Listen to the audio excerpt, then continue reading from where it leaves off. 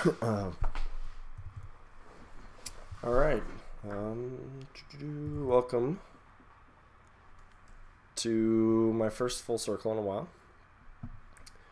And this one's going to be a little bit, we'll call it generic, vague. We're going to be talking about me drinking some water. We're going to be talking about some news from Privateer Press, just as holistically, I guess, basically. We got some previews from 2019, and there's a few other, let's call them roster changes at the Privateer Press company. And I think they're on this, all of this stuff I think is on the top of mind for a lot of folks. And while I normally talk about strategy and models and units and et cetera, from Circle, and then of course I do my judgment stream too, but I think it's worth on this first video back in a little bit. I was out, I was working out of the country last week, and some busy times leading up to that, so I haven't had time to record, but I'm going to try to do a couple today, even with the slightly raspier voice apparently. And so anyways, so first let's talk about the personnel changes. So there's been a lot of, and I've shared in some of this as well, a lot of consternation around a few people who are leaving or have left Privateer Press, because it's sort of happened kind of all very quickly, and the internet loves them some doom and gloom. But basically, by the time you're reading this, or very shortly, or watching this, or very shortly thereafter,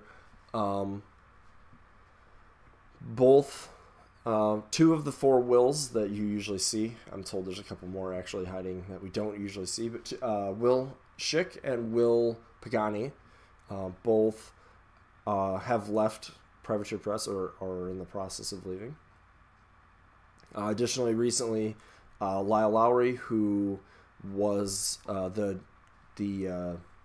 know exactly what his title was, but the head of their No Quarter, the magazine they discontinued, and some other writing, and J.R. Godwin also have left the company basically in the last month. And Privateer Press is not a big company, and so this has created quite a bit of stress. Will Schick functionally was like the number 3 guy who's the head of business operations, so obviously an important role. I don't need to tell you how important Will Pagani has been in the last 2 years to the company. If you've ever been to a convention, you've met JR. You probably met Lyle too, but he may not have said much. He's a pretty quiet guy.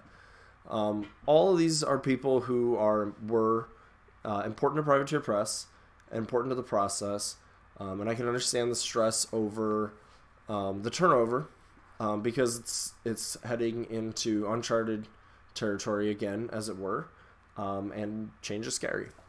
I will point out, I think Will Pagani leaving is probably the one that has been the most concerning amongst players, especially tournament players, as the perception is that he has done a lot to give Privateer Press some really good visibility, as well as improve the competitive nature of the game in his roughly 2-year tenure with the company. And I think those things are true. I will point out to anybody who was around long enough that there was a similar feeling that occurred when David Carl, DC, left the company a little bit before the launch of Mark III. There was a lot of people who were like, "Oh, the only thing that kept things in line was that DC was there, and now he's gone, and I'm worried, and Mark III is happening, and I'm worried." And DC leaving left us a position for Will Pagani to work there, and most people would see that as a positive. And so now he's moving on to other things, and we see who fills those shoes, if anyone. Or perhaps Will Hungerford's role changes somewhat and somebody fills out. There's a lot of different ways things can go.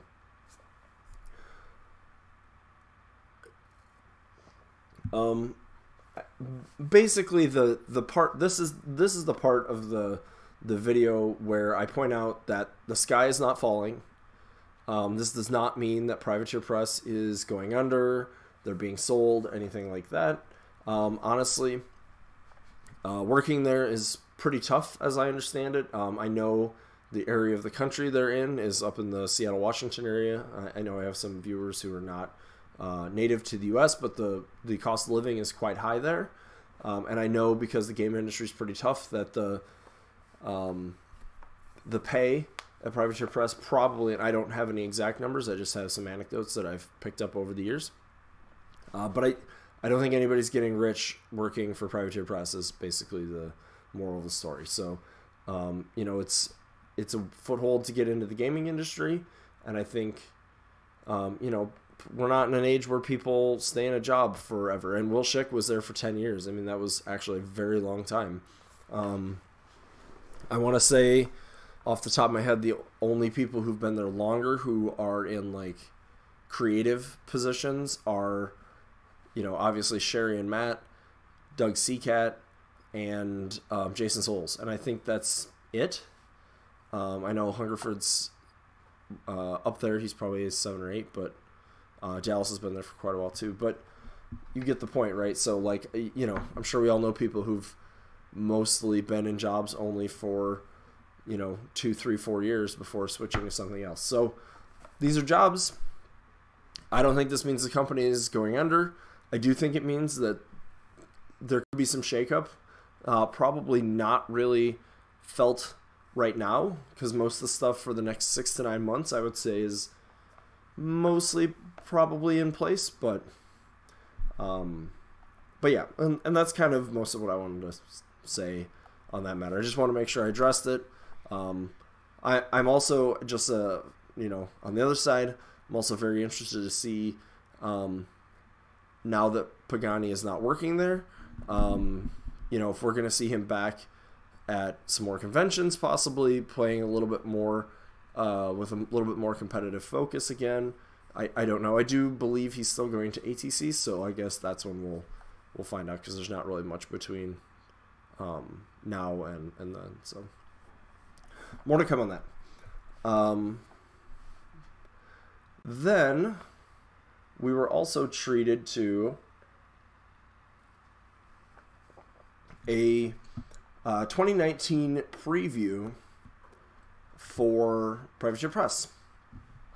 So you can go, this is on the top of the website now. If you're going later, it's in the Insider, so you may have to dig through it if it's, you know, too far into the future. But I'm not going to read this. Obviously, you can read it for yourself. But I am going to talk through just sort of high level. So the first thing we hear about is called Stormbreak, which is focusing on a narrative event.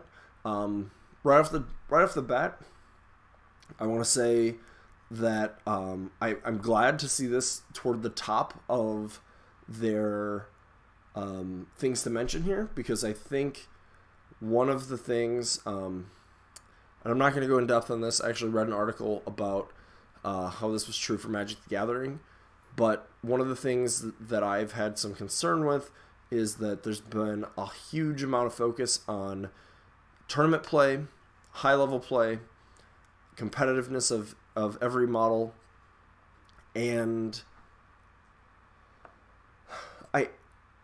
I think that the narrative aspect and the casual / just like immersion aspect of the game has definitely suffered, and I think that those things suffering ultimately makes it harder for new people to enter the game or to want to enter the game, and also has just in general been something that I don't think is super helpful for a healthy environment for Privateer Press, just because they have to the top people of this game are not what keeps their lights on. I would say that the top players do buy quite a bit of stuff, but they're also often buying secondhand, making sure to get it, had it for years. That's not the stuff that they need. So yeah, I think that focusing in on some of this is great. So the high notes on this are basically that this is going to follow what's going on in Lael, basically, kind of a bit of the Crucible Guard story. There were the first two parts were this was written by Aaron Rudell, who also used to work for Privateer Press. He wrote two novels, Flashpoint and Aftershock, and this organized play will continue that, and he's going to actually write story based on what players report they did during the campaign. So that's super cool. I don't have a ton of I don't have a ton more to say on that, but I'm really excited to see. And this is going to be a theme in here too. I'll keep talking about, but I'm definitely excited to see that that's a direction they're going in. Next, we get. Let's not go too far. Apparently, they're going to release an art book. From the looks of this too, even though it says digital, that looks like a pretty reasonably sized tome, but I suppose we'll see when it comes out. But they're going to go to Kickstarter with this, with basically 20 years worth of artwork that they have compiled, and they're going to throw in a Riot Quest miniature, which we'll get to a little farther down. But and you can see her there. That's the Iron Maiden, I believe, is her name. And it looks like she's painted already, so that's pretty cool to see. They're pretty far along on that then. They say they're using Kickstarter because this isn't really like a standard item they'd offer through distribution channels. So, and I'm sure it's a little bit. It's one of those business ventures that, if you pay a lot to print a bunch of books, nobody's going to buy. That's not great. So that's fine, I suppose. Again, not a lot to say, but for those of you out there who like the art aspect and also are interested in getting a Convergence model / Riot Quest model, I think this will be a good thing to keep your eye out for. I think it says mid-January for that. All right, then we get to some of the juicy tidbits in here. Of course, we knew about this, but talking about Infernals and sort of this blurb here just kind of talks generally about them. We see some of their artwork. Here's a render. This guy, it says somewhere, I don't know why I'm zooming in. This guy, it says, is on a 50mm base. I actually, let's see if I can zoom in and scroll to the point. And you can see there, compared to the standard Eilish release, how much bigger this model is. I would say he's 3 Eilishes tall minimum, maybe 4, 3.5. That's a pretty beefy model as far as size goes, so pretty sweet looking. We see some concept art. You can take a look at this. Some people have pointed out that it's pretty interesting to see that they have talked about how this is a War Machine faction, and here in the bottom of their concept art is the good old Hordes logo. Infer what you will from that. They refer to the beasts down here also as being heavy war beasts, and later they call them something more generic when they're talking about it, because I think some people pointed this out. I think that this faction probably could have been a Hordes faction to do some parody.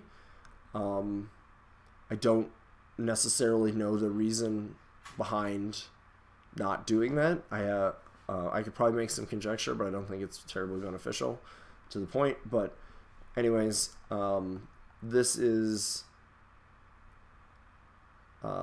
these are some shots there. We see some of their infantry, their little eyeball looking things, their mouths. I don't know if it's mouth or an eye, or maybe it's an eye mouth. I don't know. Yeah, so I think Infernals is going to be a pretty big deal. I think faction wise they're going to have impact more on the line of Grymkin than Crucible Guard. Although, we'll see. Crucible Guard was a little bit slower to get going this year than Grymkin was, so that could play a big factor. But my suspicion is more people are more excited for this than they were for Crucible Guard. And I'll be dealing with it from now until forever because I go to Milwaukee and Travis Mark lives there, and he will never play another faction again. So there's that. Anyways, so take a look at the art there. And then that sort of rolls into this, which is a campaign book. And this is the first time, as I can recall, and I didn't play Mark 1, so maybe I'm missing that they've done something like this. And basically this is going to center around the Infernals showing up. It's going to have a lengthy multiplayer campaign for Warmachine and Hordes, basically in their fight against the Infernals. Says it'll support multiple players. You're going to go from Company of Iron to full-size battles with impact as you go along. It says, in addition to background and stats for Infernals, Oblivion will also detail new models, including the Order of Illumination, which are some Morrowian, I never say that right, Demon Hunters, and then also some Archons, which are supernatural champions sent into battle by the gods themselves. Every faction in Warmachine or Hordes, it says, will be able to incorporate something in this into their armies. So that's pretty cool. I think we see a Kel, or sorry, that's not Kel, totally blanked on dude's name. Harlan Versch. There. Yeah, I don't know what this is going to be like. I don't know if this is going to be digital content or not. They don't really say. This is a very interesting approach, and I think it would be very cool to see how they do this. I kind of hope it's a digital content because I'm a little concerned about some of these things being tested or not by CID process, since everything else has been. Also looks like it's sort of like the Infernal release book. And if it's going to have stats for Infernals, unless we're not testing them, that's going to be problematic. We'll see.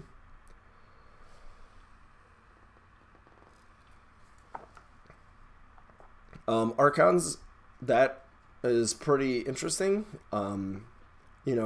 Circle, since, we'll do something to tie into Circle here, because there isn't a lot in this content for this video, but, are we going to see, like, some kind of black clad that is, or Tharn, or something along those lines, that is, like, the champion of the Devourer? Chromac and Wormwood sort of already meet that, so, like, maybe we're going to see more like a solo. Something along the lines of Lord of the Feast type thing. There could be a lot of possibilities, right? And maybe it'll be something else in here. We don't really know. So a lot of promise there. And again, focus on the bulk of the Warmachine community, which again is what I was saying above, is something that I feel has been sorely missing now for quite a while. So yeah, I'm pretty excited to see where that goes.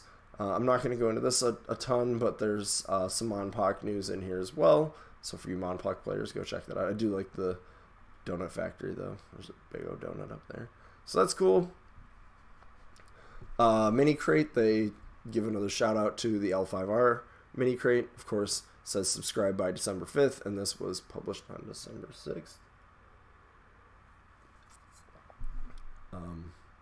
So, there's that.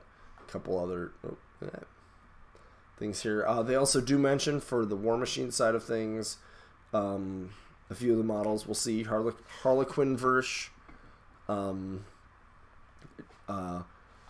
Dr. Arcadius as Lady Doc, it looks like. Asphyxius before he plunged into the volcano for the Dragonfather, so I don't know if that's going to be an Asphyxius that Circle plays as like a Blackclad solo, or if it's going to be like Asphyxius 1 who looks like a Circle solo, but you can play in Crix. Maybe it won't be legal at all, although they've tended not to do that because I think their sales get hurt too much when they do. And then finally at the bottom, we see Riot Quest, which is Brawl for Booty, it says. Numeric booty, I believe. Currency, whatever. Oh, pardon me.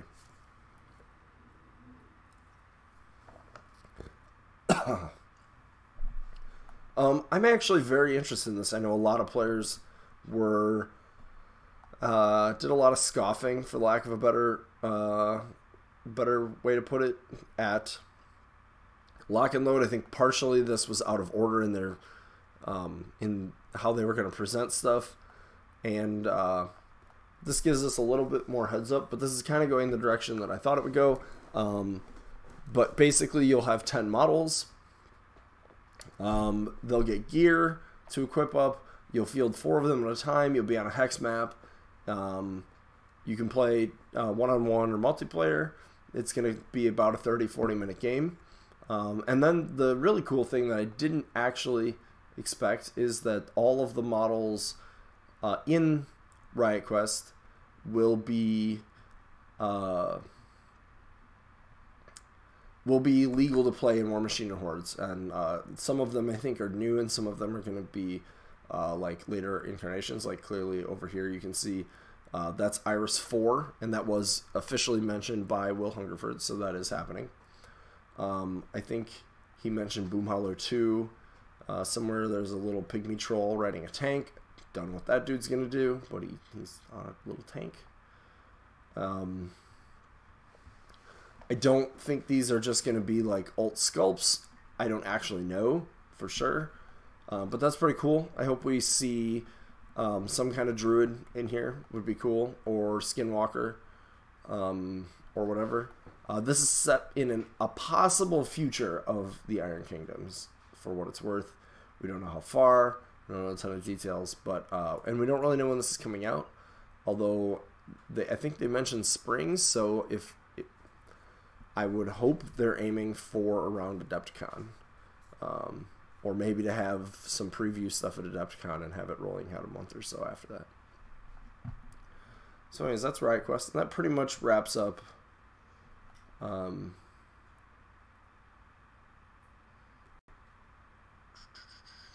See if I missed anything. That pretty much wraps up that. Obviously, we also know, as far as CID right now, we've got, since I've been here, Scorn has gone through CID. We maybe touched on that. The I just totally blanked. There was a Cornucopia CID that wrapped up a little bit after Thanksgiving a couple weeks ago. They're currently doing a Mercs CID, and then we don't really know what's coming aside from what that said. So I don't know what those gaps are going to look like. I don't know if they're planning to pull more stuff in. And of course, with Will Pagani leaving, they, you know, the future of CID may depend on how they decide to handle that. So anyways, as always, if you like my content, please do the thumbs up, subscribe, share it on social media. Feel free to reach out on social media if you have any questions or comments, and we will see you next time.